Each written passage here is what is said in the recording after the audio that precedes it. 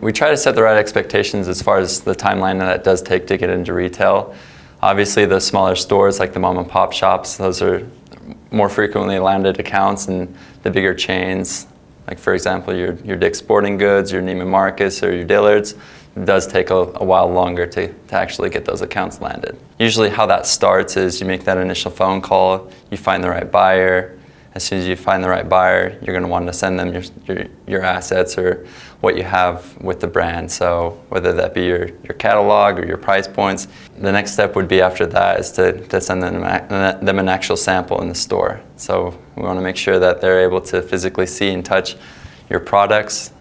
After that, it usually takes a while for them to actually feel comfortable with your product, to have that reviewed, and for them to actually place an order.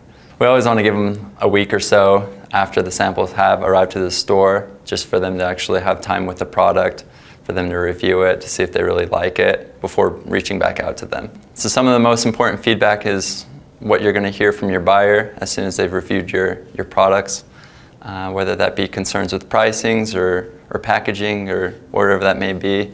You're going to want to make sure that you take note of that and that you're listening to the buyer and what he has to say. One strategy that we frequently use here in retail it's called the party strategy. This is when a buyer hasn't really pulled the trigger on your product or hasn't placed an order right away in that moment. You're going to want to build credibility or kind of name drop these other store locations that you're currently in, just to make it sound like it's the right thing to do.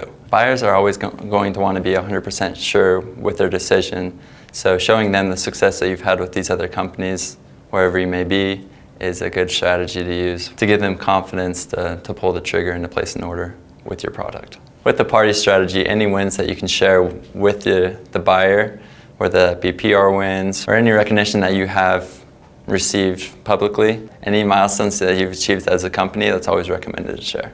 That's the strategy that we use to get into retail. Just remember that retail does take time, and to be patient with it.